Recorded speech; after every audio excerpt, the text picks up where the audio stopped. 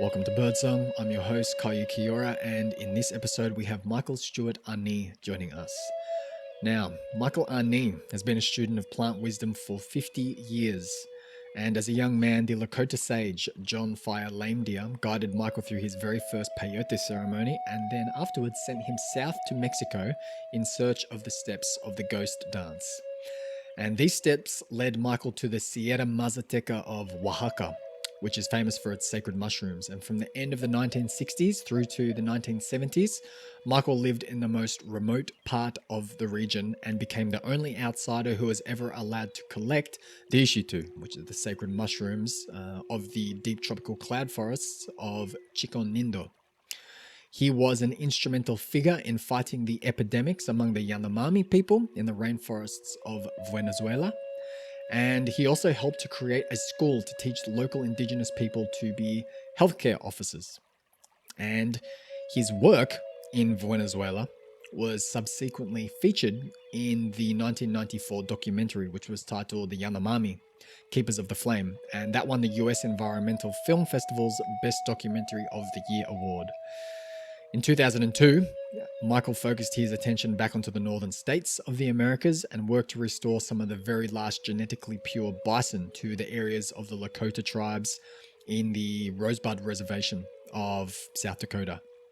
And while he was there, he responded to the requests of the tribal elder Leonard Crowdog and brought an eyeglass clinic to the reservation.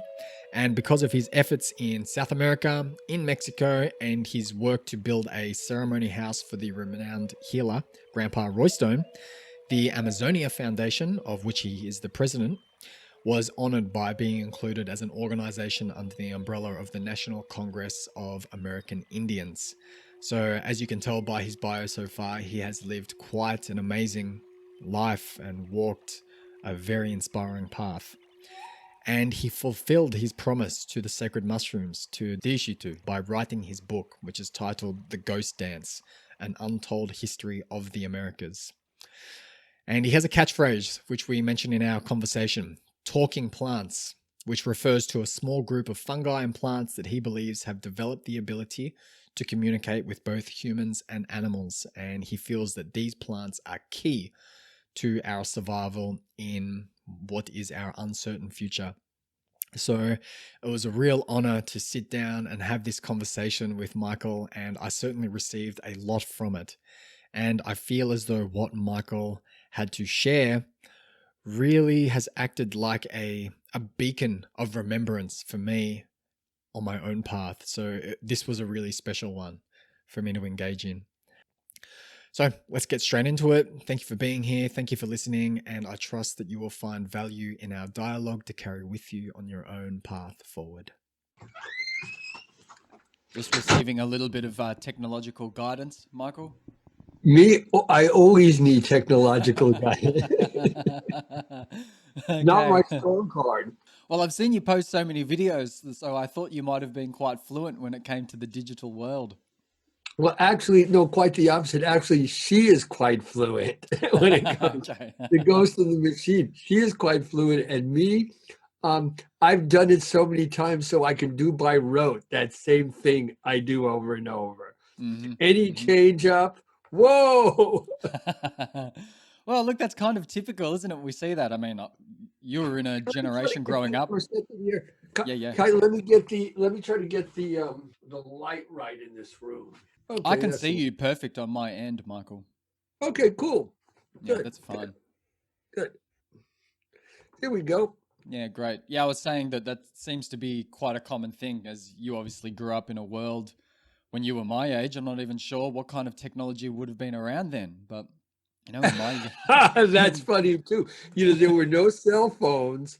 You know, I remember years later on when they gave us the first satellite telephone, which weighed about 40 pounds. Oh yeah. We had to have like an Indian carry this thing, but we went out and we were in the middle of the jungle, and all of a sudden we could talk all over. It was a big difference, to say the Yeah, absolutely. Yeah, different kind of technologies back then. Jungle technologies. They were the technologies you were familiar with. Yeah, well, I mean, I can break down a shotgun in the dark. I can break down a water pump, fix a boat engine. There's my level of technology. Mm. Yeah, well, practical skills to have when you're out in the jungle. That's certainly not needed in this day and age, is it? We've forfeited so many of our survival skills. Everything's given to us on a silver platter, in one sense. Yeah, no, we have that, beyond the skills, a thing that I don't know. Are we on? Are we going? Yeah, we're on. We'll just flow into the Okay, conversation great, great, naturally. great. But you know what the jungle skills, and in fact, what I'm dealing with, working with the epidemics in the Amazon and with South America. And one of the interesting things is even the tribes like the Yanomami, who I spent much time with, and some of the somewhat remote tribes, they they don't have their old systems set up anymore for fighting with epidemics. Mm. So people are going, oh, bring in modern stuff. I'm like, no, we fought the epidemics with their technique in the 90s and the 80s. You know what I mean? And it worked way better. But I'm seeing now that so few people have even survived in that situation that know how to do that, Mm.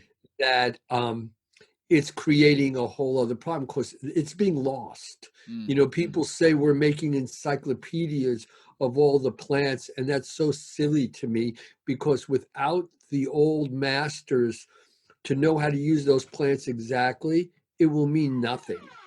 Mm. Mm-hmm. Yeah.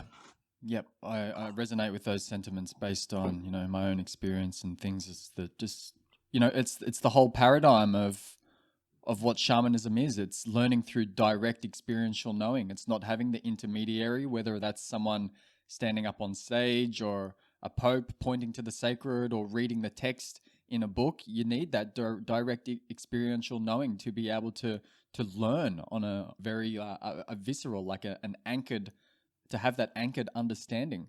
Otherwise, it's fodder for the mind. Yeah, yes, yes, very much. And I mean, what's happened now is there's been a lot of people who have set up institutes, shamanic institutes, but the very basis of the Paichi or the Hikara belief system is that you have to get it directly from the plants, directly from the spirit. So to say that, oh, we're going to come in as outsiders and reteach young people who've lost their culture how to be medicine people like their grandparents is within their cultural context is absolutely preposterous. It just sounds good in our cultural context. So no, it becomes totally lost. There's no way to do it that way, even with the way that they use talking plants, Desheto, ayahuasca, peyote, um, without the knowledge of using them in the way where you can communicate with the plants and the spirit bodies in this. Um, it makes no sense in their world.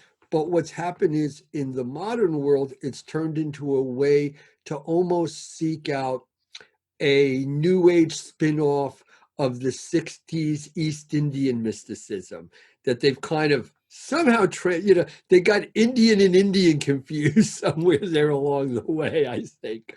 you know Mm-hmm.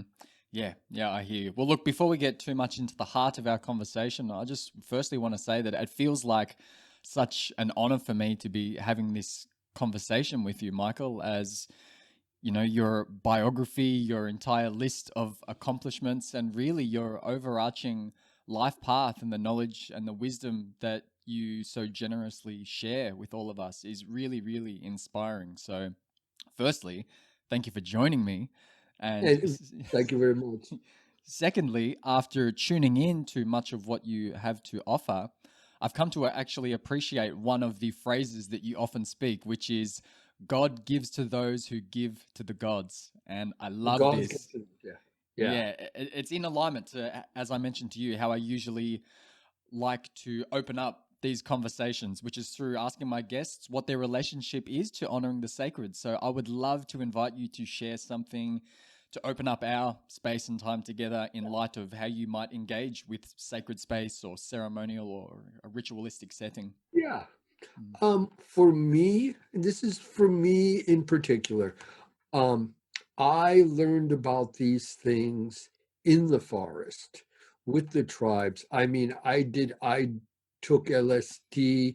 The last time I took LSD, I think, was in 1968 or 69. So that's a long time ago. Mm. And, it surely back then, it definitely opened up my outlook on things, especially back then when people were really so innocent.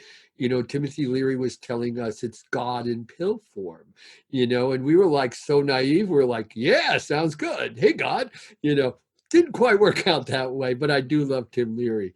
And so for me, um, it was really always about um, being in the situation there. And for me, how it was different was before I really learned the secrets of the plants or how to communicate with the plants, how to speak with the plants, the talking plants, I learned such a great deal about the region I was in, the different plants, insects, the animals, the feuds, all the stuff of the area. So when you do that and you take one of these plants like ayahuasca, it pulls all that together and you're like, oh. So and that was the place of the knowledge because very typically, in fact, very seldom, but sometimes the talking plants actually do the healing. They usually inform you what other plants or animals or whatever in the region or waters that can do that. So you have to have some awareness of them. Or once again, it's just pop, it's just going in one ear and out the other ear. So for me, it's very much about that. I do not do ceremonies all the time. I only do them at the specific times of the year that I've been doing them for over 50 years now, or if someone's sick or dying, because I'm a ghost dancer and I'm known to be very good at walking the dead out. My mother just died a week or so ago and I walked her out in her 90s. So that's just, and she said to me, she couldn't, she's blind, but she looked over at me and she said, well, you're very good at this, so you're going to do this for me. I'm like, okay, mom. So for me, it's a very special thing. It's not really about me getting enlightenment from it or me having great insight to the I of me.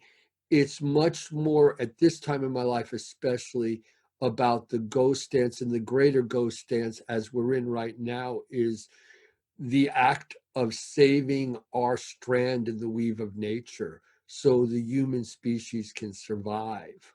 So that's really where I come from ceremonially. It's been a long journey all about. DC2 told me many years ago, decades ago, that we would come to this point right now. And in my book, The Ghost Dance, An Untold Story of the Americas, I explained that um, DC2 sent me on a path, and I wondered why DC2 picked me. I thought there were many other better choices.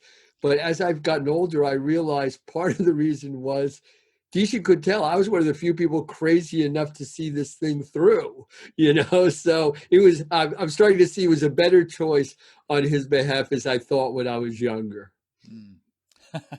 Yeah, that's beautiful. Yeah, I'm somewhat familiar with your path of exploring and trailing the ghost dance through your writing and through watching your videos, but a lot of the listeners won't be. So, as we touched on in our previous email conversation, I feel it would be an appropriate place to begin to lay some more foundation for everything that follows. And from my rudimentary understanding, I get the sense that a lot of people believe that the ghost dance was somewhat of a revival movement to instill hope in a time when the colonialists were threatening the very livelihood of the Native Americans. But when you speak about the ghost dance, you offer the explanation that this particular ritualistic offering has roots that dig much deeper, much further back into our history, being one of the very first rituals of the Americas. And it's a fascinating story. And I would love if you could share a little bit about the ghost dance, your involvement with this path, and then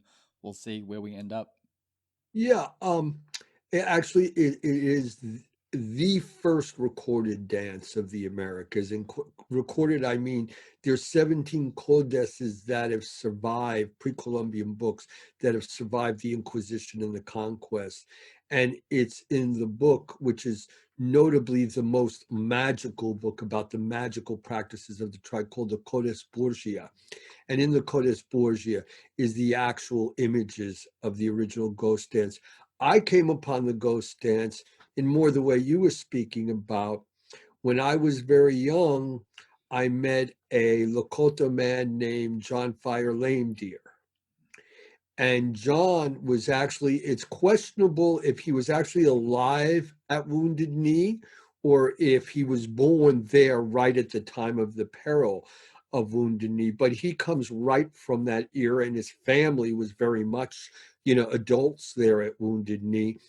And John, when I met him, he was the first time I ever heard the expression, the ghost dance. And he said a saying that I love, that Desheto actually has said the same thing to me. It's one of the few times where two different sources use the same verbiage, basically. And basically what John said was, I do not believe that the politicians or the scientists they pay to make their lies sound like truth can get humankind out of the problem we got ourselves into. Only the ghost dance can do this, but we Indian people have forgotten the way. And so from that point, John sent me off to on my journey to find the missing steps of the ghost dance. He said, we're going to need these as a people to survive. So I'm like, why aren't you sending a Lakota guy? Why are you sending me? And of course, John was a real wise guy, and I never got a straight answer out of him either. But he sent me on my way. And curious enough, he sent me to Mexico. And in Mexico is where I picked up the steps. And my other tie to the ghost dance is I'm personal friends with Leonard Crow Dog, who was one of the last people to go to federal prison for ghost dancing. He ghost danced at the Wounded Knee occupation in the early 70s and was in jail for 4 years and was finally let out of prison, and they changed the law. And it wasn't until 1978 that it was legal and not a felony to ghost dance in the United States. Curious why that is now. Some people go, oh, it's just one of those old laws, like you can't throw chicken feathers in front of your house. No, they put people in jail. They very much were afraid for their reasons of the ghost dance. And so I went off to look for it, and I found the steps in a place, in a way that I never dreamed existed. And I mean, it was um, quite awe-inspiring and quite not what was in my mind. Really came sideways. And that's how I came to follow the ghost dance. And once I picked, like in the book, I explained, because in the book, I'm only in the beginning and the end of the book. The whole book is really the story of the ghost dance, 9,000 year story of the ghost dance. So when I picked up the path, Dishitu, who is the talking plant of the first ghost dance, said to me that, once again, you'll never understand any of this if you don't follow the rope of the dead and go to the tribes and go in the forest and learn from the animals and plants. This will have no meaning for you. So once I had, let's say, my original initiation and kind of got my attention, because I was an outsider, and I think they needed to get my attention first. Typically, people from there, they go through the process of learning for years before they even do the sacrament and the ceremony. And then I went off, and as it turned out, I really hung in there right up to now, which is actually, we are in the last steps of this cycle of the ghost dance right now. That is what's going on with the epidemics, with the pandemics, and with the environmental destruction. And as DC2 put it to me, it's like a finely woven basket. I have an old Apache basket, and it could hold water. But after a while, it gets old, and the water doesn't seep out of one hole. Once it starts to get old, it starts to seep out of all the holes. And that's what's happening to us in nature. This pandemic, no matter how it plays out, I assure you, is the beginning of a pandemic storm of many pandemics that are coming our way. Because what people fail to realize is epidemics are nature's way of culling a parasite that's being destructive to the body of nature. We take it personally because we happen to be the parasite this time. So, from nature's way, something that's part of nature, us, is out of hand. So, we need to be cut back so our behavior changes and can once again resonate with nature. Yeah, it makes sense. And from what I gather, this is one of your overarching messages. It's learning from nature, it's communicating with the elements of nature, it's reconnecting with nature. And another one of your phrases that you've already used is the talking plants. And I would love for Yes, you to share a little bit more about this shortly. And another way which we perhaps could language this in one sense is shamanic technologies. And I feel maybe as a little bit of a preamble to get to what I want to get to, in a Western context, the use of these plants and realms of consciousness have been adapted for healing and illness and spiritual maladies and all these sorts of purposes, which we were speaking to earlier. But in an indigenous context, the main shamanic use is to communicate with the intelligence of the forest, with the mind of nature, the forces of nature, for survival purposes. It's very much obviously, survival, hunting, yeah, fishing, yeah. where to move, where the weather's coming from. Survival's a big part of it for them. It's a different world. It's knowing how to commune with an animate landscape. It's one of the fundamental pillars for basic survival needs, no doubt.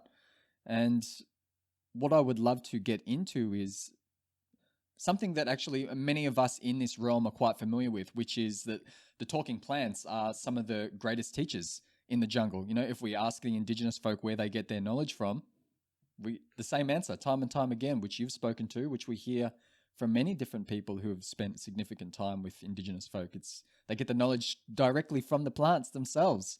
And Absolutely.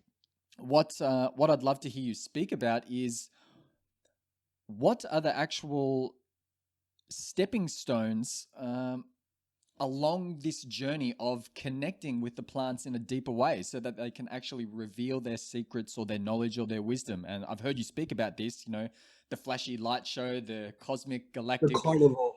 yeah, the That keeps you kaleidoscopic at a distance, extraordinaire. actually, which Yeah, is where yeah. most people are at right now. They're very fixated on the psychedelic art, the carnival, the imagery of it. But the true realm of the plants lies beyond that.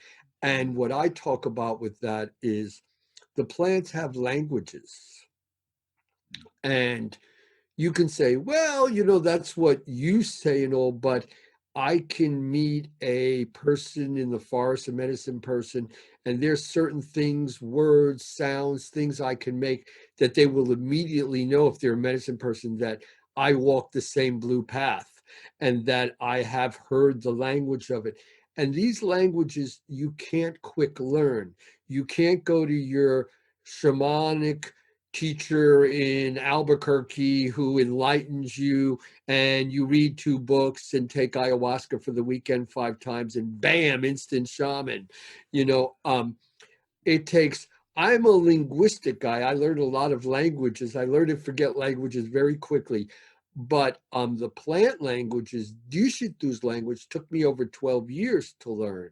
Ayahuasca's language I know pretty well, but I it took me 8 years to get a comprehensive understanding of the tonalities of it and what those tonalities express. Of course, it's not per se a language of all words. It's a language very much based on tones. And an example of that would be Tibetan languages of the Bon, the native people of Tibet, are very tonal language. Mazatec is a tonal language. It's a multi-tonal language. So the tones play into it. So to really get to know the plants, you have to the first thing is, people used to come to me and go, gee, I've got money, I'm famous or something, take me into you know, take me to your house and do a ceremony. I said, no, if you want me to do it for you, you got to go in the forest and learn the mud and learn the bugs and and deal with it and see what the people deal with. Well, I don't have time for that. So, I want to do it on the quick track. Well, the, that medicine path is not a quick track thing. That's play. That's not the real thing. And in a way, it's insulting to the people who dedicate, like Chief Ronnie, who's sick right now, of the Kayapo. This man's dedicated 90 years of his life to this. And you're so much smarter than Ronnie that you're going to learn it in a year of running around with your buddies on the weekend and this. No, you're not. It took a lot to make him what he is. And he's something. Yeah, I've heard you use this phrase that when you're talking about the intelligence of the indigenous folk, that they're as smart as us, but they're just conditioned differently, conditioned completely differently by their surrounds. Well, my line for that is hard to meet a stupid person in the forest because they're dead. You just to survive day to day, you got to be really smart. And in their culture, like in any culture, you meet outstanding people who are like, whoa, this is Einstein on steroids. And you meet people that are más o menos, un poco tanto, you meet the spectrum, but they all have masterful skills of their environment or they would not survive in it. It's even for them, it's not just difficult for us to survive in the forest. When you spend time with those people like I have through seasons and all, you realize even for them, every season is a life and death mission for them. Mm. So, and that's where these plants for them play so much into giving them insight how to hunt, to know the animals, not like, oh, stand here with your bow, but to learn the true nature of the animals. So when you're hunting them, you know how they're thinking, you know what's going through their mind, and these are all keys. And when you're wandering the forest looking to dig up roots or whatever to survive on, the plants will lead you to them if you let them. It's an interesting phenomenon. It's very much how their paradigm of existence is actually very different from ours, because they truly always go to the ancestor before they go to the thing, whether they need a new bow or a pot, as I've said, where we go to eBay, we go to the store, and it's a very different way of thinking of the world. So in our way, it's like, well, it would be ridiculous to think I broke my computer, so I'm just going to wait here until you show up, guy shows up with a computer. No, but in their world, that's really the way it works. It's a different way. We're so convinced our way is the only way. And there are very different ways to approach life. Our way is only one of many ways. Mm. Yeah, I'm certainly not convinced that the Western way is the only way, but it's taken a lot of deconditioning to be able to see different paradigms and different possibilities of consciousness and reality that is waiting for us to tap into. And I get the sense that what you're talking about when it comes to learning from the talking plants, to sincerely connect with the talking plants, is not just to engage in a one-on-one conversation, but it is to learn to really apprentice to the entirety of the immediate ecology, because it's the talking plants, the secrets that they are wanting to share to those who are patient enough to enter that apprenticeship. The secrets are of the forest. It's how to Very much. connect with the living animate landscape. And I had someone ask me a question recently that I liked a lot. The question was, I'm of indigenous descent and I live in the city. And I don't go in I take psychedelics in my living room on my couch with blindfolds. Why isn't that the same? And I said, well, I'm not saying you don't get something out of it. I'm not saying it doesn't open your eyes to yourself or the world around you. but the things around you in that apartment on the street below are not the same things from that plant's world. You've moved that plant somewhere else, and we're kind of magical thinking, expecting it to have all this knowledge of a place that it doesn't grow and never been. And they're amazing, these plants, but they're not that amazing. They're limited to who they are. They're from their world. Mm. Well, this is interesting to go down a little bit of a maybe somewhat of a philosophical rabbit hole. Then, what would you make of, let's say, teacher plants or talking plants like ayahuasca making their way from the jungles to different parts of the world where they are being cultivated? Do you think that over time they might learn the language of that immediate ecology and then be able to share information about these different parts of the globe with people? I think it actually runs deeper than that, even along those lines, Okay. which I believe that these plants are very much part of controlling what's going on in the world today. You got to remember the sacred mushroom. Um, for many years, it was a legendary thing. Now, the truth is, people say R. Gordon Wasson, who I knew, discovered them, and that's not true. There were people in Woatla in the 20s. They were actually predecessors of the Nazi movement that went around the world looking for occult objects. And they were evangelical missionaries in the 30s there. And Wasson came in the middle 50s, Mm. right? And he picked up on the situation there, but he comes there. He is a right-wing Manhattan Chase vice president under the Rockefeller brothers, the biggest destroyers of indigenous people for decades, right? And he has such an astronomical velada experience with Maria Sabina that it changes his whole mind. The US government comes to him through OAS, CIA, and wants him to use this for military means. And he was a great supporter, and lots of his banking was to the military. And it hit him that this is wrong. This is beyond military or that. So he decides to put out a story in Life magazine to kind of circumvent and take it out of the private hands of the CIA, because they would have removed it. And this was the beginning of the whole psychedelic movement that existed since peyote and mescaline was discovered in Germany around 1919, when it was first brought there and synthesized. So it was a giant awakening. Then people rushed to Wotla to have this ceremony. The Rolling Stones, because all kinds of famous people, they say, went there. And and Desheto disappears back into the forest, and the experience that most of these people had nothing to do with Desheto. It was a completely different mushroom and a completely different illusion. So this level of behind the scene puppetry is being done by the plants. As I say, we've reduced plants to hedges and background scenery. This is their planet. The reason we always make aliens kind of look like a weird version of us, we're the aliens. It's their planet, the plants. We're the Johnny come lately guys. Mhm. So very much so, they've been running the stage of it. So I do believe the ayahuasca and Desheto and these plants have come out, reached out of the forest, because at the time of the ghost dance, now they're actually making huge moves. They're altering perceptions.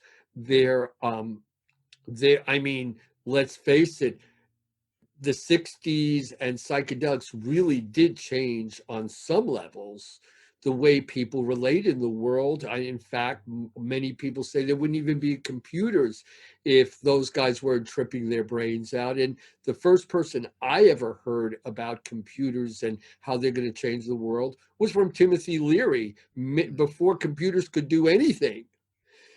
So yes, these plants are not only involved, I believe they're running the show. Mm. Yeah, what comes to mind is James Lovelock and his initial hypothesis on Gaian intelligence, and stating that Gaia, our planet, is a self-organizing, self-regulating system with its own creative essence. And that's the way that I tend to look at things, that it is the mind of Gaia and all of the plants that are in this kind of feedback loop of creative expression, and that it does have its own directive, perhaps directing the show. And but I'm not sure how the mess that we've got ourselves into kind of slots into that. If Gaia does have its own creative kind of element, then I but I can guess answer that question, Kai. I go can ahead. answer is the Achilles, we have a huge Achilles heel. And as Tezcatlipoca's veil of illusion is being lifted, and we're seeing the nasty and infected, pussy mess underneath, which needs to be cleaned out, it needs to air out and get out.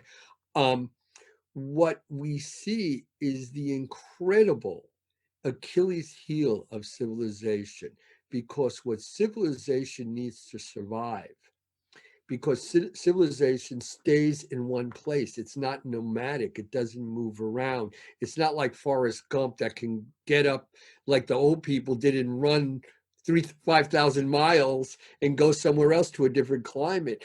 You know, the city is here. Melbourne is here. New York is here. California, San Francisco is here. You know, so it's not just that they need rain and water and sun to grow the crops to feed the people, or the transportation and bring them from somewhere else, but they need all these elements of nature to be in the proper proportions and in the proper progression, or else we get floods and droughts and tornadoes and all the stuff we got now, and fires, because it is out of balance. So human beings need a way to reconnect with nature. They need a way to once again understand the elements of nature. In my opinion, the Toltec, who were a long time ago, we're so much beyond us in understanding how to work with nature. I mean, most people walk around and I'll go, look, there's a red-tailed hawk. Look, there's an eagle. That's an osprey. They look up, it's like they've never looked up in the sky and seen a bird. People don't see nature around them. It's been, they're focused in on computers. They don't see what's going on. So for us to survive, we must reestablish contact with nature. And these plants, talking plants done in the proper rituals by the people who have the knowledge to do it, will be the means that we set up that line of communication again. And what I say by the proper people to do it means that we're in a society where, in the town that I'm living where right now, we're about to go back down to Oaxaca and our home down there. But where I am right now, which is in Northern California, I mean, you've got shamans falling out of the trees. I mean, it's like unbelievable. And in a true indigenous village, there may be two, there may be three, there may be one, but those people do it specifically for the village, because the villagers need to be functioning daily to bring in the food to survive. So the typical villagers can't just take, every other week, the weekend off and get high. There'll be no village left. They'll starve to, they'll die. So they have particular people go, no, you don't have to do that. We'll feed you. We'll feed your family. You come to us. So the medicine people get out there and bring it to the village. Now, there's some villages that, let's say when you do ayahuasca, Desheto, that it's very small ceremonies. But there are also places like in Colombia with the Tucano and all, where they do, like, every man in the tribe will take part in an ayahuasca ceremony. But those are communal ceremonies. That's not the deep medicine man thing where the Shaburi or the Karaka actually sets up the line of communication. That's a ceremony of making the tribe all one on the same page. Because one of the fascinating things about doing ceremonies with people like that, if you do a ceremony here, you've got 30 different people spinning in 30 different universes, all locked up in a room together. Holy chaos, you know. And people get stuff about it, but be realistic. The people sitting all around you are not on the same page with you. You do a ceremony out in the jungle with an intact tribe, and everybody's on the same leaf. Without it spoken, everybody's seeing similar things. It's very curious, the difference with that. So I very much believe that talking plants and this revolution we have is essential to our survival. Do I believe that the direction in general it's going is the right direction? We'll see about that. I have questions about it because so many rules are being broken that are key to these sacraments and ceremonies that I can't imagine that the people having experience. I know people who all go and they'll go, oh, the ancestral spirit, we all took ecstasy or DMT and ecstasy together, and the ancestral spirits got there and we were singing Kenny Loggins songs and they came in. I don't think so. I think that's your movie run and you're watching, which is cool, but it ain't what I'm talking about. I'm not saying the other things aren't valid. They're not what I'm talking about, though. I'm talking about something different. Yeah, they have their own inherent value, but it's a completely different reference point. And I love what you were saying, that That there's well put. almost like a hive mind of consciousness that comes into coherence when the indigenous folk all engage in medicine ceremony together. And it's because they have obviously, evidently, all arisen from the very same place, from the same ecology, it's the Well, same soil beneath their feet. But when all these people are getting together in these cities, they're all coming from different places, different cities, or just with different conditioning. So of course, there's going to be a a conglomerate, a very bizarre kind of fragmented conglomerate of consciousness in this one space. So in one sense, it's bringing some level of coherence, and maybe it's a necessary stepping stone for people to come and try and possibly. find more coherence to get Yeah, back to that stage where we feel like we are more of a place, where we've developed those deep relations with place, and we can reestablish those that way absolutely. of relating. Also, it can be, we deal with a lot of type of, I don't want to put it in the framework of mental illness, but trauma, fear of death, certain forms of psychosis that are very much part of this culture, where those ailments in those contexts don't happen in those villages. It's very different. So in a lot of ways, I know it's John Hopkins, and I know people like Dennis McKenna, people I trust, who say, yes, we've had real breakthroughs with people. This is staggering. So there are other things will begate other things, certain types of music. We wouldn't have modern music if Black people weren't brought as slaves here and brought their incredible music that has turned into other musics and become other stuff. Things have roots of other things. And I'm all for that, but I'm someone who's very particularly focused on one thing because I believe that's my job. So I tend to do my thing. There's other people far more qualified than me. I haven't taken LSD in over 50 years, so I don't think I'd be the correct guy to talk to about taking a tab of LSD right now because I know nothing about what it's like, and I doubt it's anything like the LSD I took in the mid 60s. Mm, mm, So I don't know. I stick mostly to my thing that I know. mm. Yeah, and I think that's a rare thing in this day and age as well, because in our digital age, our modern era, it's such a fast paced, rapid kind of immediate gratification. What's the next thing? Give it to me now. So there isn't that level of commitment to a certain path for many people. It's kind of, as the great mythologist Dr. Martin Shaw, as I've heard him say, people are, you know, 2 miles wide, but only 2 inches deep. That's a good one. And, as I would say, as we started, and that's the reason I guess Desheto picked me, because he knew, I was laying on a floor in middle-aged, up in the hill, beyond middle-aged, up in the hills, the most dangerous back country of Mexico that's very violent and all, completely out of my space, laying on the floor. And I started to chuckle when Desheto arrived. And he's like, who else but you would be crazy enough all alone to be out here? Of course I picked you. Where am I going to get someone crazy like you?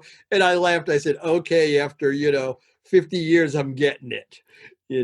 So yeah, very true. So I very much think it's very important. And what turns it takes, I don't know, but I know in all those turns, if I have a job, it's to keep one lineage online to this communication between us and the plant world, and the elements of nature, so the human strand can survive.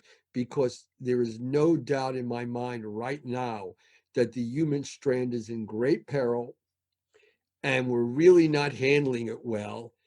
And there's no guarantee, like any species. I'm sure saber-toothed tigers were absolutely positive they would last forever. Didn't happen.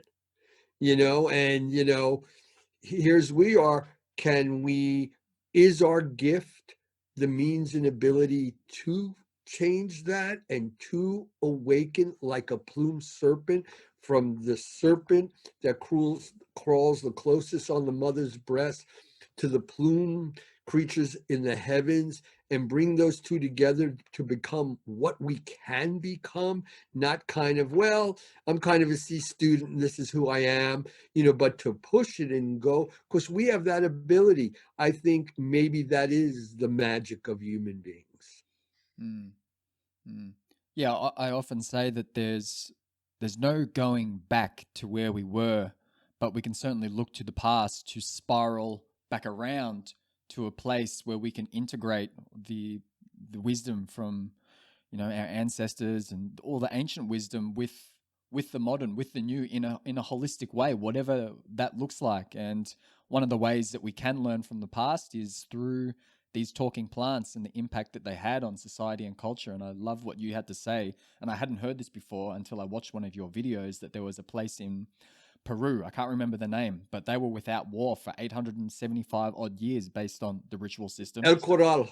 El Corral, yeah, of ayahuasca. And that reminded me of Shavin, which I'm sure you're probably familiar with, which had Yeah. the ritual system based around both Wachuma and Vilca. And it said that they were a civilization without any violence or warfare for roughly 1,000+ years. So it's speaking to an essential element that we need to reintegrate back into our culture: the connection, the listening, the learning from these plants and from nature. And which is also the story of Quetzalcoatl, the plumed serpent. It was believed that under Quetzalcoatl and Precious Flower, um, that that there was a time of 800, 1,000 years, 900 years of peace also. And so it is a possible paradigm. But even myself, we've all been convinced that, no, that all sounds good, but at the end of the day, whoever gets the most toys wins, no matter what anybody says. But that's because we've been conditioned to that. And that's what's coming up now. We're starting to see so many illusions. This is part of the ghost dance, when the illusions rise up to the surface and we get to see them for what they are, and realize how created by these illusions we are, how affected, and they've made us the way we are, and possibly illusions that have led us on a way that is, kind of Pinocchio, not really the best for us. Hi diddly dee, an actor's life for me. Maybe wasn't the best choice for little Pinocchio. And and I think that's very much where we are right now. And what I'm focused on, and it goes to Talking Plants, I have a new foundation from the Amazonia Foundation. It's called the Talking Plants Foundation. And we're very focused on dealing with the epidemics in the Amazonas. And because I fought epidemics there for years, for over a decade, that I'm not a scientist, I'm not an epidemiologist, but I'm a jungle scout who had his eyes opened, and I learned a few tricks through the thing. And I very much believe that because of Desheto, what Desheto actually gave me was the knowledge how to fight these epidemics in remote tribal places, in remote areas of the forest. And I believe their survival is key to us, because I've been there and I've seen the filoviruses and the retroviruses and the hemorrhagic fevers. We call them bush fever.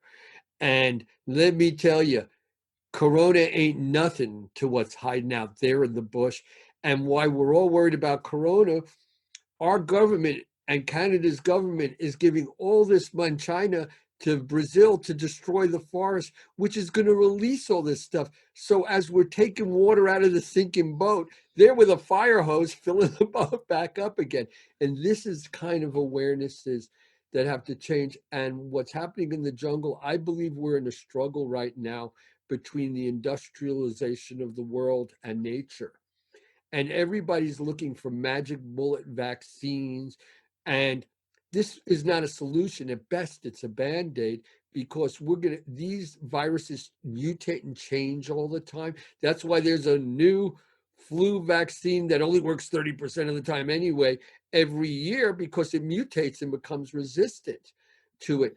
So I have found plants like Artemisia new that absolutely stop malaria and dengue fever 5 times better ratio than the World Health Standards, which is a cross between chloroquine and artemisinin, which is an extract. And these um, these scientists inside these pathogens, these little bioengineers, once you have a stable thing like a synthetic, they can figure out, it's like a computer. They just fire and fire and fire millions and billions of cells at it, viruses at it, until it figures it out. You can't do that with natural things because they're not standardized. They all have imperfections in them. That's why the indigenous people, when they make things, they always put one little imperfection in. It's the way of nature.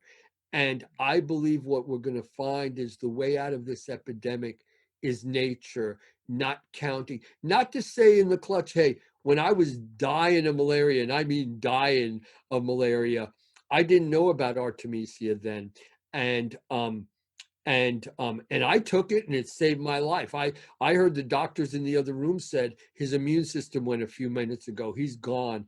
And up until then, it hurt so much. I was going, I want to die. I want to die. When I heard them, I went, screw that. I want to stay alive. You know, I always joked about George Harrison. He always sang, oh, I want to be with you, Lord. Want to be with you, Lord. But when he got cancer, and I love George Harrison, but when he got cancer, he's like, no, I don't want to be with you that quick, Lord. You know what I mean? So I really think we're at a time, and the information we're getting is skewed because the masks seem to have played something into this epidemic.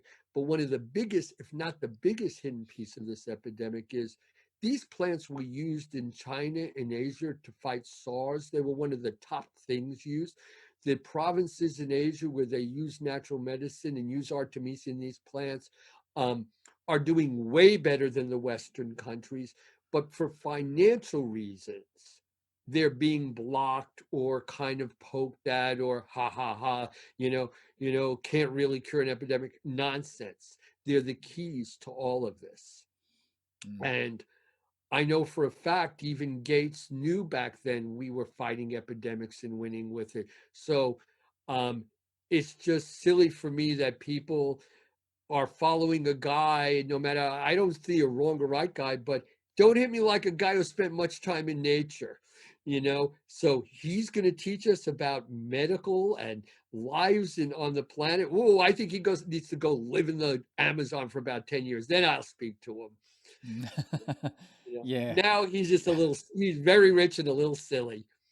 it's a bit of a mind boggler, and it's certainly problematic what you're speaking about when we go in and we just extract one active constituent from a plant and we isolate it and we want to work with that particular thing to that's the Western allopathic model rather than, as you said, working with nature in its whole form, because that's where the medicine is. That's where we It's come back the into absolute coherence and harmony. Absolutely. It's the absolute stupidity of what's happened with the legalization of cannabis, because CBDs alone and CBDs from some funky ditch weed and all, they're not going to cure anybody. It has to interact with all the CBDs, which THC is one of all, but because that was illegal, they invented this whole, no, it's this stuff. It doesn't work, right? That's it. But I live in a community where they've done lots of research and I've been part of it.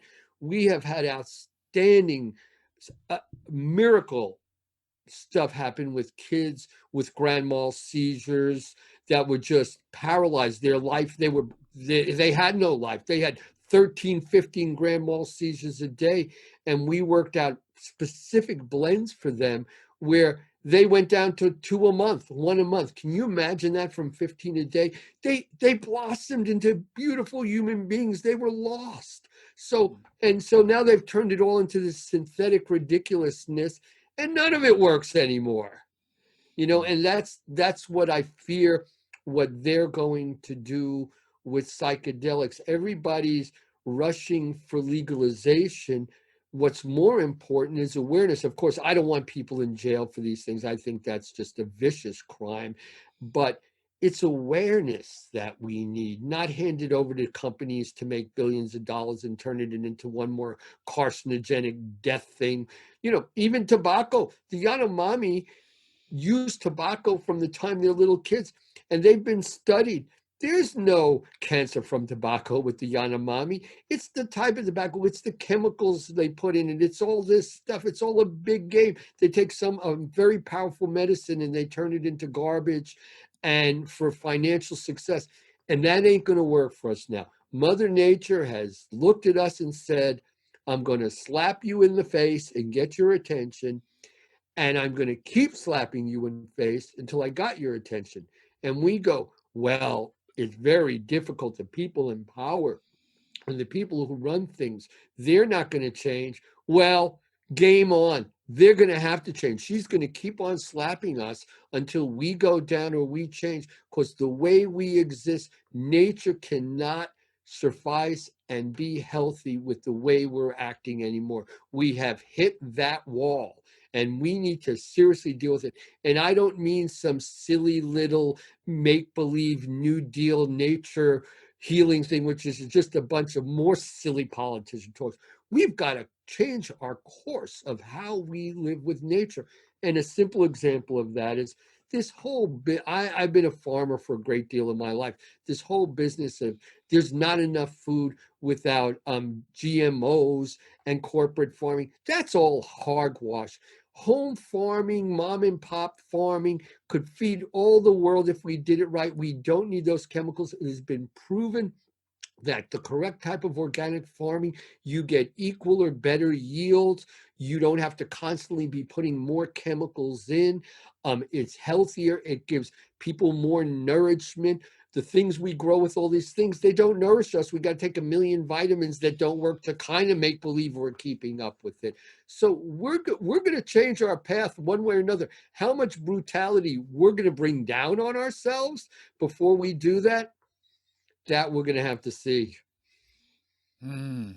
Yeah, look, the propaganda and the dominion and the ownership and the endemics and the pandemics, all this stuff that we're speaking about, it ties back into something that you've mentioned, which is that there's a spiritual war going on in the jungles, and it's going to affect all of our lives because, as you say, we're only two steps behind.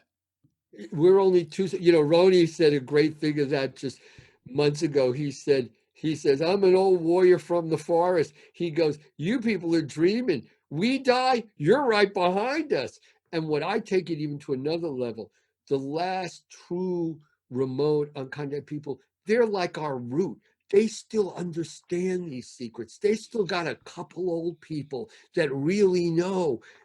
We need to protect them like they're the most valuable thing on the face of the earth, and we are not doing that. We're letting psychomaniacs, little psychopaths like Jair Bolsonaro and Janine Anez in Bolivia And we're the ones who put these people in power. Well, none of us, but the United States, Canada, all these people, China, have all supported these people, and these people are going to take us all out. And that's the illusion. They act like this is their planet and they're looking out for us. And they're looking out for us, and we pay them tons of money so they can drive around in Bentleys and have mansions to take care of us. Well, you know what Corona, the first thing it proved? These people get an F minus at their job. They were taking all the money and and bullshitting us and not taking care of us at all. We get hit by a pandemic, and we're the most technically evolved countries of the world. We can put people on Mars and conquer people with sound vibrations and do all this incredible Elon Musky kind of stuff. Well, the pandemic hits, and what are we using? Social distancing, a thousands of year old indigenous technique. And I will admit, they stepped up to the plate with high Tesla level technology, face masks. Wow. Amazing. Where's all this miracle stuff? Where's these Star Wars mysteries that can mist and kill the viruses in the air? Where's the sonic vibrations and that can dissolve? Where's all this stuff? It's a bunch of hokey is what it is. It's just more junk to confuse the heck out of us. So we spend our life watching Kim Kardashian's butt and blubbering fools like Kayana babbling, whatever his name is, babbling about ridiculousness. We're focused on idiocy, and plants can maybe break that spell. Yes, I think that plants can break that spell, but in the same breath, it seems like it's hard to get people to care in the first place. It's this top-down model, right, where the greater civilians are kind of looking up at the governments or the corporations, and it's like, why don't you guys do something to change? There's this indoctrination in the contemporary culture where we have everything given to us on this silver platter. Things are convenient. And what kind of message do you think is important for the greater civilization to hear when it comes to getting people to actually care and engage? Because it's like, yeah, we see that stuff happening in the jungle or wherever it is all around the globe. Yeah, we know the forests are being burned up and the people are being ravaged and all of this stuff, but it's like that's happening over there. It's here on our planet, but it's over No, there. it's population control. It's getting rid of all the brown and black people. It's getting rid of the yellow people. It's getting rid of all the people that aren't going to be blessed in the tribulation and rise up to heaven while the rest of us burn in the fires and the earthquakes and all this. Believe me, underneath the scene, and I know it's a little wild, but it's true. The people who are running things, a lot of them think that way. And I'm going to answer your question very specifically to that.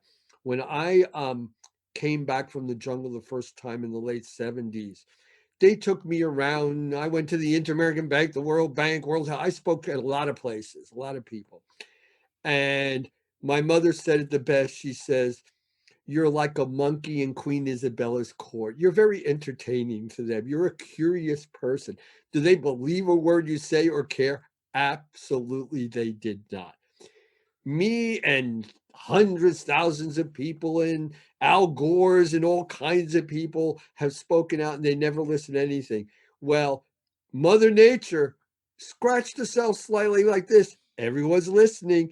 Now, all that stuff, all that, for me, honestly, I'm so fed up with the mass of the environmental and the activist movement. They're such silly little cult people obsessed with their own silliness.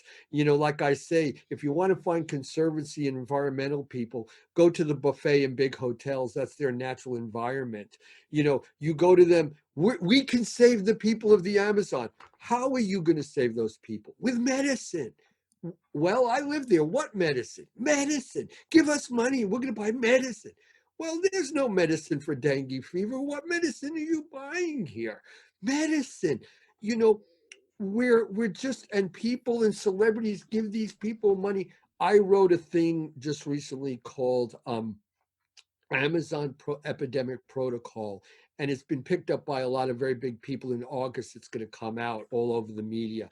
And I got so upset. I sat down for a few days and wrote out in detail exactly how to fight the epidemics in the Amazon. The big mistake people are making, everyone's focused on corona, on COVID. Um, 99% of these people have malaria and dengue fever too. That's why the COVID's hitting them so hard. If it wasn't real healthy people, they wouldn't do it. They're all weakened. So if you don't deal with these other epidemics, schizomaniasis, dengue fever, yellow fever, hepatitis C, just focusing on corona isn't going to do anything, right? And this is the kind of mentality that's at the head of, like World Wildlife Federation, that basically kills indigenous people to make game reserves so white people can go hunting and pay $250,000 to shoot a rhino. I mean, that's really, and go, oh no, we're building corridors like football fields. Well, I speak to the animals and they don't like you or your corridors. You could take all that stuff and shove it, conservancies. I'm sick of those people are as much the problem, because what they do is they make it seem like we're living with freedom and free thinking and we have people who can do this.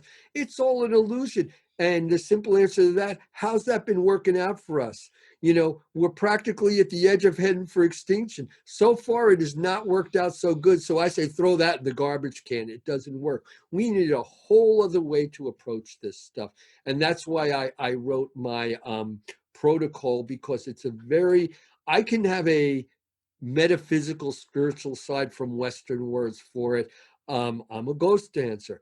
But when I get out there and I do my thing, I'm a very practical guy. I've worked with another thing people give me problems about my success with epidemics. I had the military at my back with me, with us. We need the military to stop going and killing innocent people because they dress and look different, and fight the real terrorist enemy, an invisible terrorist enemy. If we've got the militaries in there and we got people who really have knowledge of these things and are working with nature, we can get out of this mess. But it's going to take that much. And sure, I'm sure the wealthy people and the people who own the world or think they do, they're not going to change their position. It seems impossible. Impossible for people like me through an environmental speaking to them. Not going to change anything. Mother Nature, few more slaps to the face. Oh, people are going to start paying attention. Yeah. Look, this all ties back into this idea of a big global witch hunt of, it really, I've heard you talk about this, the witch hunt of the clean sisterhood. And, Yes. it's this thread that's been stitched into the whole of humanity, which, certain religious beliefs and colonialist mindsets have sought out the demolition of spiritual or nature-based cultures and wisdom traditions. And I recently had a gentleman named Lane Wilkin on my podcast. He's a scholar of Filipino mythology and a traditional ritual tattoo artist. And we briefly touched on the legend that the babaylans, which are the Filipino medicine women and medicine men, the myth goes that they were fed to the crocodiles by the Spanish conquistadors because they wanted to annihilate the shamanic traditions and have the Spanish overrule everything. And we still see this in pockets all around the globe today. It's still happening. And you touched on something that I tell when people come up to me, because I quite often I live a lot of my life way off the grid and in communities where none of this, but I'm in the States now, so I'm pretty aware of it. And I've been here on and off the last 3 years. And what I say to those people is that the shamanism and the belief of shamanism is not going to get us anywhere just going, I'm a shaman, I'm going to do this. You have to get down and do the work. People come up to me and they go, oh, let's share. I'm a light column shaman. I do cacao ceremony. Well, that's great, but let's do it together. Well, why would I do that? I mean, is this like a finger painting party? I mean, great. If you do your thing really great, I'm very impressed, but it's not what I'm doing with this. It's very specific, And what I say to, and what they say to me, they'll get upset. People sometimes they'll go, well, why are you so accepted in that world? Why did governments and tribes allow you to go? What's special about you? It's very simple. I did the hard work. I fought epidemics shoulder to shoulder with them for 14 years. I've set up eyeglass clinics. I've set up hepatitis clinics. I've set up diabetes clinics. I have a whole life of what I've done. I say to them, you want to be me? No magic. You go and live there and you do all that hard work and they'll like you too. It's not like, oh, they like my hat, they like my mustache. No, they know I've been in there. That's the reason. I like my mustache. They don't. That's a good mustache. There you go. Yeah. Yeah, I did have something to say there. I lost my train of thought on the I do mustache that a comment. lot these days. Yeah, look, maybe look, to circle back around to something that you've mentioned a couple of times, the Quetzalcoatl. What myths of the ancient Americas have struck a chord with you that that you think that we in the modern world can learn from, benefit from in one sense, help us with this transition that we're going through with all the earthly upheavals and the disconnect? What kind of guidance might you think is necessary to pass on through myth and I story? believe, as the traditions down there, and I learned them, that all people have an animal counterpart, meaning this: when I do a Desheto ceremony and I go out into the other world, I once did this years ago. I gave a medicine man like a lot of LSD, like a lot. And he knocked it down and he was a little, but he didn't, it didn't seem to shake him though. And I said to him, he said, like gasoline. It was good fuel, but it sent me to a place and there was no guide to lead me around. When we go into that other world, it's our spirit animal that's our guide. When you're a newbie in that world, you follow your medicine man, your road man, road woman spirit animal, and then you learn to find your own and you follow that thing. So people all have, they say, two types of spirit animals, right? A Shapuri and a Hikora, or a Nagual and a Tona. One, and the Nagual is the one that travels through that other worlds. People have that now. Sacred plants, talking plants, what makes them what they are, they also have an animal totem, right? Which is interesting. That's why we connect with them. We share something, right? And so they have a totem that they do too. But places have a totem. Like I speak about the tree of life of the Americas. And that's not to say that Europe and Australia and New Zealand and all the other continents, they all have a tree of life too. But I'm one person, so I got to keep it smaller and stick to America because that's what I know the best. So that's why I talk about that. And it's not to say there's many, but the tree of life got turned into an arboreal tree in the same way that it's been said forever that the indigenous people were really interlopers and they got the horse and it changed their culture. Now they've just proven, a female indigenous scientist just proved that the indigenous people have been working with horses for thousands of years before the Spaniards ever got here. And the belief that everybody came down the Bering Straits, now that's been shot down. These phony belief systems that teach us to kind of corner people. Well, they weren't this special. Yeah, they were that special, actually, is what's turning out. And so the Americas have a totem animal, and that totem animal is the plumed serpent. Quetzalcoatl. Coatl is the Nahuatl word for serpent, and Quetzal either means plume or precious.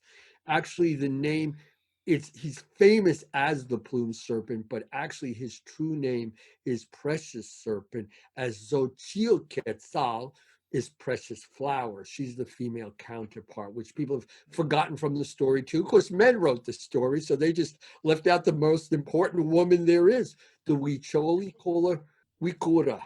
They call her Xochitl Quetzal. She has many names, but she is that woman who before people could grow corn and have civilizations and stay in one place, she was that person with that gift of growing. Everything just grew from her. Quetzalcoatl brought the corn seeds, but she grew them. Without her, he would have been a guy with a pocket full of seeds, typical of a guy, right? He needed the other half to make it all work, and then it did. And that's part of the reason why some people put corn seeds inside rattles. The gourd is the female, the stem is the male. The seeds inside, when you shake it, creates the magic child, creates the spirit in it. So the spirit animal of the Americas is the plumed serpent, the precious serpent. And I believe that this creature exists in a Nagual stage, in a spirit stage, and it also did exist, if it doesn't still, in a form our reality stage, right? And I believe it truly is our patron and the key to our survival. And it has stirred, and I'll say this, and I've never said this publicly before, but in my book, The Ghost Dance: An Untold History of the Americas, I say that Desheto tells me, I think it was 1988, that the Nagual of the plumed serpent had left the Mazateca and it was hiding somewhere else. And I wrote this as truth in the book, because as I say in the book, it's not really my book. I'm the scribe. The book is basically what Desheto told me, and I learned the writing skills to put it down, hopefully in an entertaining and engaging way. But the key to it is that this spirit really does exist, and it only left the Mazateca less than 2 years ago. We were there in ceremony, and everybody went, "Oh man, here it comes. It's still here hiding." And it just left. And I believe there's an actual entity and an actual Nagual spirit that is the spirit of the Americas, and it's inside all of us who are here of this soil, as I'm sure there's an absolute counterpart in Australia and New Zealand, but because I don't know there, I don't know what it is. It's not that I go, oh, it's only here. It's just I only know here. Europe has its version of, but the key is this. We've been tricked into, like with the horse and with, oh, the indigenous people really aren't here. They just came down the Bering Strait. They don't really own this place. They're newbies too. Yeah, that's the story told. No, this spirit is very real, and it's real in all of us. It's that ability to rise up and become what we can be. And it's key to the survival, because the tree of life is not an arboreal tree. It's a mycelia. It's what grows under the earth and wires all life and all plants. All plants are on this network of the mycelia tree of life. And I have actually found the pictograph in one of the codices representing this. So I know for a fact that the ancient people of Mesoamerica very much believe this. Wow, It's an that's amazing. underground tree. Mm, mm. It's been bastardized like most things. Yeah, I mean, you mentioned the Desheto multiple times. When you're engaging, communing with this spirit, what does that actually look like for you? What's the ceremonial or ritualistic What does context? Ishi 2 look like, or what does the ceremony look like? Two different questions. Yeah, I was getting to the latter. What's the ceremonial or ritualistic context? Right. Well, what I do, comically, I'm a fundamentalist. Um, I do ceremony in the strictest of old-fashioned ways, as I call the old-time religion. Um, Partly not out of the most noble reasons, partly because in my case, every time I tried to cheat over the years, I got my butt kicked so bad that I went, okay, this ain't working. It amazes me. I see people charging people, making up ridiculous things that have no truth whatsoever, and they don't seem to get punished like I did. I mean, these two ayahuasca, Yopo has been very strict with me. So because of that, I realized, and I will say this, as I've gotten older, I don't do it to the extreme I did when I was young. I used to fast for 3 days before doing any ceremonies, right? Um, and I'd have to walk for days in the forest to find DC2. It was rough. I'm too old for that kind of extreme these days. I can still do a day or so, but 3 days. And I used to do purges. I mean, when I did ayahuasca, I had to take I purged and purged and purged and purged before I took it. And I never had some of the horrible effects that people have when they take it now. A thing to me that's always so fascinating with it, when I first did ayahuasca, I did it in urns that I was guessing were hundreds of years old. They at least looked at, maybe they were only 60, but in the jungle they looked at, but the people told me they were ancient, and all. And in those days, literally, if I came out of the jungle in a place like, Puraikucho or Iquitos, and there was somebody there doing it making ayahuasca in an aluminum pot, the people would kill that person as a witch, as a bad witch. They'd kill him, right? Now on the web, everybody's doing it in aluminum pots and all, and they're going, oh, the sacred people, they know exactly how to do it.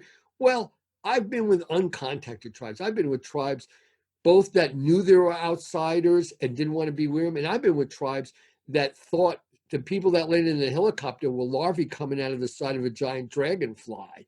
They I've didn't heard you tell that story. yeah, they didn't have a clue what was going on. So I'm a extreme traditionalist, and what I do is, um, for me, the ceremony begins way before the ritual. I'm already going, when I go there, when I do my travel, when I get there and I get back with all my old people that I've known, when I start changing my diet to there, when I bathe in specific creeks there, long before I do it, a month before I do it, I'm already in ceremony. It doesn't start like 5 minutes before um a candle's lit or something. It's gone there. So by the time is my time is gone from this, and it shrinks down to that moment, because the key to these ceremonies is that in the velada, which is the Mazatec Desheto mushroom ceremony, in a flame, just like the Tibetans were very aware of this, you see it in Tibet, there's a little crest on the top of the flame. And for you to go through to the other world, it's an exact moment at an exact time of day with an exact technique that gets you through that past the carnival, right? And it's got to be exact. And anytime I have varied, I'm a little tired, I'll wait in now. It never works. It's got to be exact, precise. And so my ceremony, I set up an altar. On my altar, I don't put anything on the altar that, I don't put things that look cool, or, Egyptian statues I got in a store. It's on my altar. It's very specific things, many things from the tomb of the fire god, which I have, which goes on my altar. I use certain wildflowers, which is part of the ceremony. Dishitu likes wildflowers, so it makes him feel. I use a certain kind of copal incense. I only use candles that are made out of Bella de Cera, pure beeswax candles. They got to be pure, with no fragrance, no nothing. All that will offend. The room is completely closed off. I do my ceremonies either with very few people or by myself. So the clean sisterhoods of the region where I do them in the Mazateca, they sit vigil on me, but not in the room, outside the room. But they stay up all night watching over me. I owe it all to the Clean Sisters. They're the ones who have kept the lid on everything. Those ladies, they're fantastic. They're amazing, and they knew of cleanliness thousands of years before the Europeans even dreamed of it. Um, and before the ceremony, I get into a space. I calm down. I ready myself. Then right before twilight, that moment that indigenous people say there's an actual moment in the forest, so you got to be in the forest to know it, when the animals of day go to sleep and the animals of night wake up. So there's one moment where the animals of day tuck themselves in, and those of night have yet to squawk. And it's at the forest for just a few moments every night goes absolutely silent at that moment. And that's the moment that I light my candle. And then I I always crawl to my altar to show humility. I crawl to my altar. I'm clean. I have bathed. I have purged myself. I have fasted. I do all those things. I do not eat. I stick to the old time religion. And then when I come to my altar, I ask the blessings of Grandfather Fire, Huehuetioto, because you got to go through his flame to get to everything else. He's the old God. He's the fire God. So he has to give you passage to get through. So, of course, I bring him gifts that I know he would like. And I do that. And when I do that, I'll start out and I'll do a slight chant. And that's the other difference. These plant languages are based on tonality. So you may have a beautiful singing voice and sing katan or folk songs. And that's all fantastic. I love that stuff. But that's not what these plant language is about. That's what those people who are doing that about, which is great if you're doing it for yourselves. In this stuff, you got to set the tonality. And what I mean by that is it's not a chromatic scale. So when you start, I'll ask for the blessing of the Lord of the Mountain, of the Lady of the Waters, of the Lord of the Mountain, Chicon Nindo, and I'll ask them and I'll give them cacao because cacao is their tosqua, is their money. That's their blessing. And I put cacao on the altar, and I have artifacts that have been taken out of tombs that are very ancient, and the tribes keep them for me specifically for my rituals. And typically when I do them, before I start, I left that out, the damsels, the virgins of the village, they carry all the stuff up to where I'm doing the ceremony. I don't touch it. Nobody does except them. And they lay out everything. And they sing when they come to do that. And then I will do my first chant and a little taste here out of context, but it's a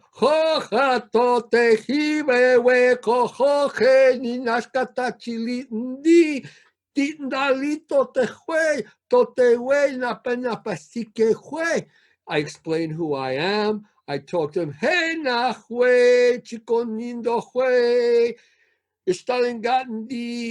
and I do that and I converse with them and then I stop. And then in pairs, I lay out the Desheto, and they always travel in pairs, so their journey isn't lonely to the world of the dead. It's respect. And if I can, the true traditional of the bee of the Americas is a tiny little black bee about this big, and it makes a perfectly clear honey. It's the most amazing honey. And if you eat that honey with them, it go they like it. It's like, this is good. This works. So I eat a little honey with them. And then at that point, they give you the chills or make you groggy a little bit. And I laid down on a patate with my blanket, and the altar's there. And then with a flower top, I put out the candle with a flower top and I lay there and I wait for it to happen. And typically what happens is maybe I'll feel really good with warm colors. Maybe I'll see geometric designs and crazy stuff, but I don't get hung in it. I just let it move. I don't go, wow, that stuff. And ultimately, I will hear a distant breeze in the trees very far away. And I'll hear the elements of nature start changing outside. And I've bolted all the doors shut, all the windows. No one can come in. I don't do it just out in the forest. That's very dangerous to do it that way. People say they do it. Nobody I know does it that way. Even when you're out with a tribe in a grotto doing ayahuasca in the deep Amazon, there are people watching you. You're not running through the woods. You get yourself killed doing that, right? Or I would anyway.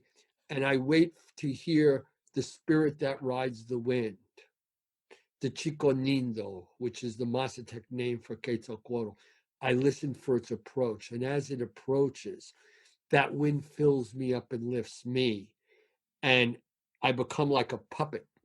I'll stand up like a puppet and it'll move me in ways like a puppet. All I got to do is let go and it will move me the way it wants me to dance. That is the ghost dance. It moves you. You do not direct the dance. The wind and what rides the wind directs your dance.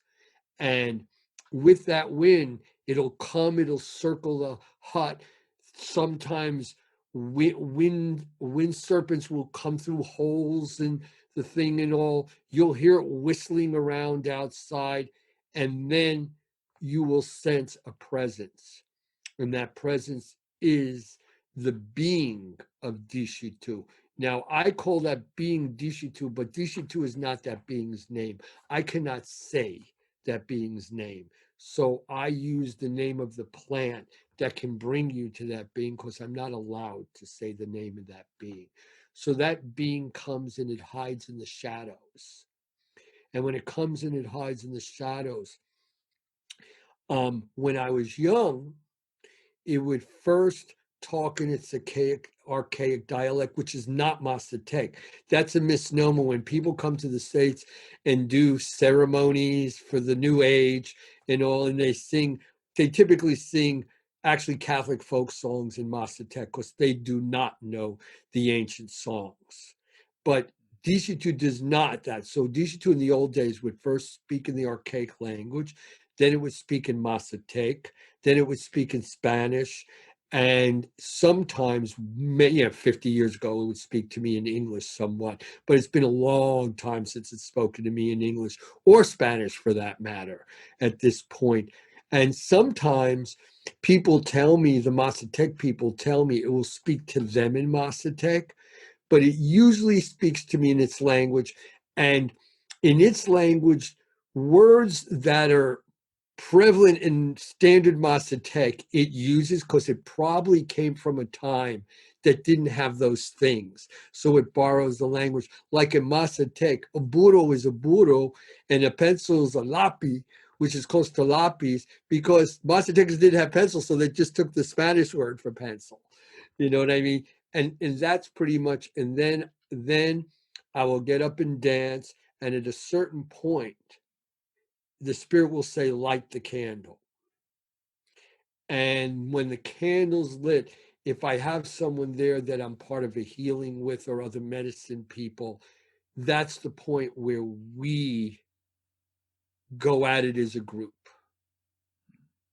And then typically the candle burns down, and when it's right at its base, I'll catch and breathe in that and hold that last flame and say Ninashkatachili to it. And every time after that, I black out. I just black out and I wake up sometime in the morning. Only once in my entire life did that not happen. And it was the last time I did a velada.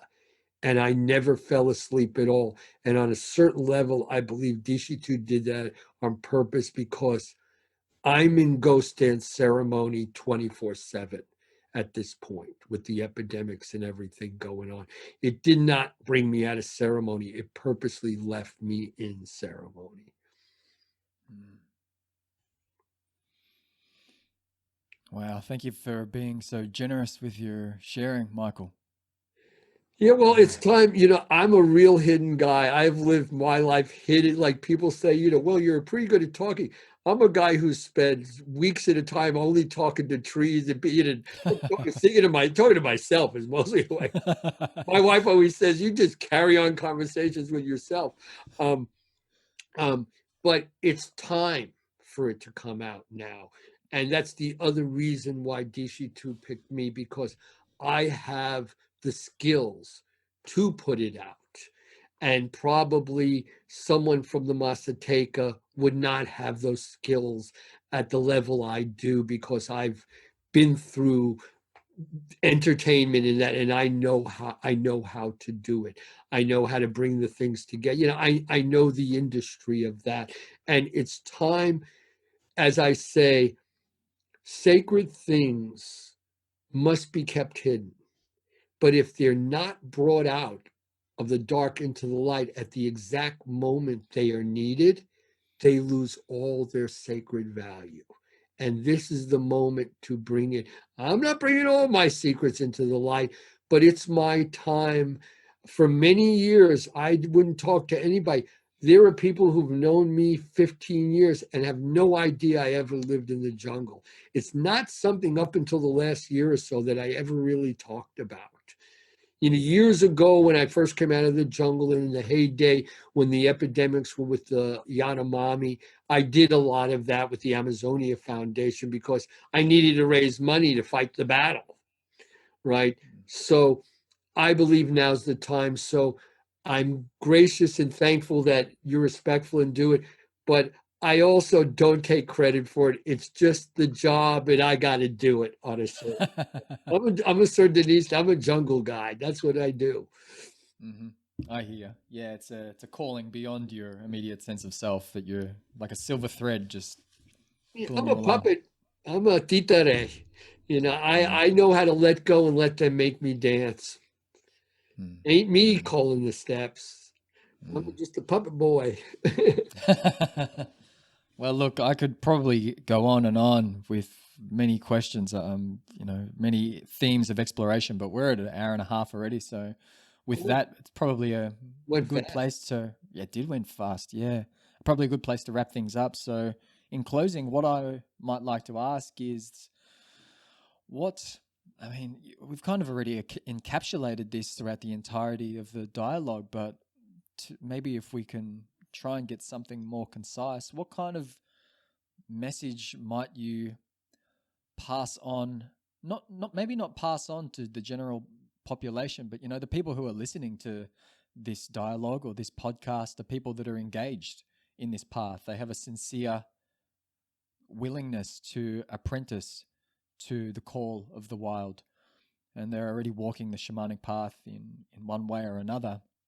So what do you feel is appropriate to pass on to these people, to me, who are engaged in this path? Yeah, and I'm going to go to my wife now because if she finds out again, once again, I forgot to bring my book in the room to show my book because I'm terrible at that stuff. And she's the ghost in the closet, or I would be unbelievably terrible about it. But like I said, um, I'm working with a group in Europe called Sinchi and Shapiri in the Amazon and the Talking Plants Foundation. And in August, we're going to come out with a really big plan that I hope everybody who really wants this path, because as I say, you want in, like Desheto said to me when I was a kid. Now, the truth was, if I really knew what I was in for, I would have never said yes in a million years. But I was young and dumb, and and I was like, sure, not. But I kind of knew it. I had no idea that it was going to take my whole life and all this stuff. But what I did was, he said to me, if you want to learn the secrets, these incredible secrets of plants and me, and this world. You have to give to my children. You have to give to this world. You have to give to the tribes in the Javari and in the Alto Orinoco that are the last places on earth where there's truly the root of all of us. They're these amazing people that are the key to our survival, but we don't understand that yet. And if they perish before we understand it, we're somewhat doomed. So what I'm saying is, my Instagram site, as you know, is the Ghost Dance, and every week I put out something so anyone can get the message and follow the message instead of me going, and here's this one great point I have. No, it's ongoing. It's always changing.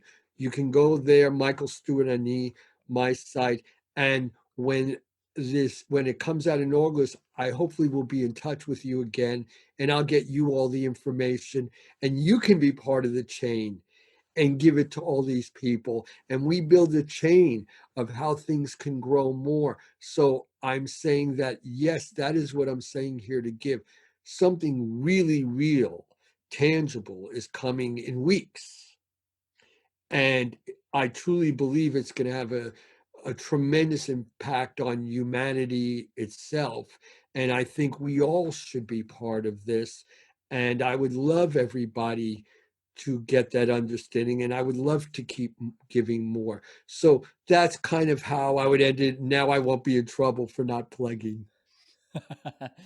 Yes, well, please keep me in touch with that. And with all of the links and all of your social media and websites, I will have them in the show notes section for this particular episode. So everyone who listens to this will get the link in the introduction and they can go off and search And, all of your and to info. understand really this, people go, well, what's the backstory? The book tells the story.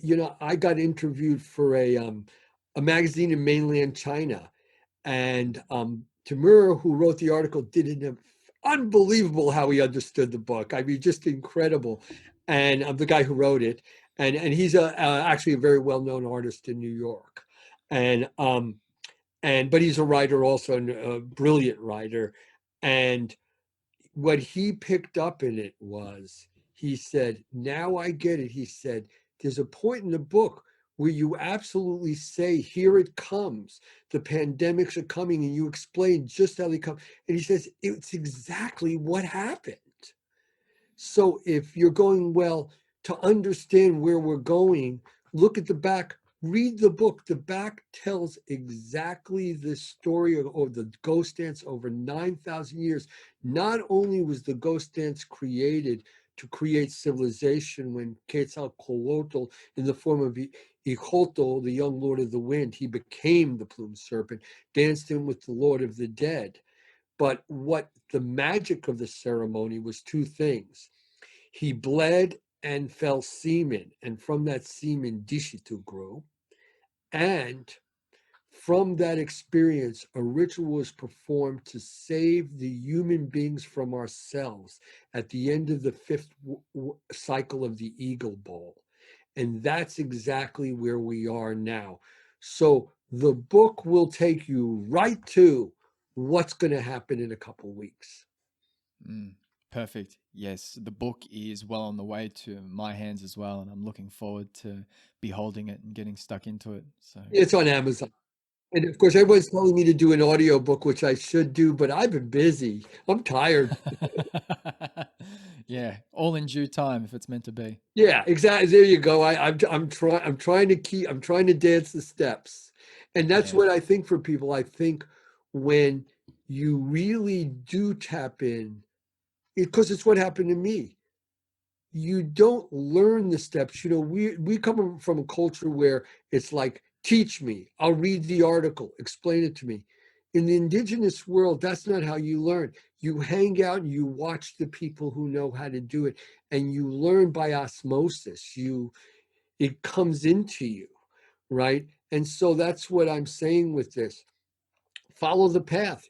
You'll pick up the steps, and one day, without thinking, your feet will move and you will understand it because the spirit will be passing through you. And that's what we need to do. We got to open up and let the spirits of nature once again pass through us, because we are super important. And what I do say in the end of the book, I do tell why we're important to nature, which is actually a very strange reason, but I'm not going to give that away. Cliffhanger. Yeah, I like it. All right. Well, look, let's leave it at that for now, Michael. It was a real pleasure. Really lovely to connect, even though You it's too. digitally, but lovely nonetheless. Until our paths cross again next time. Ninashkita Achilles. The gods give to those who give to the gods.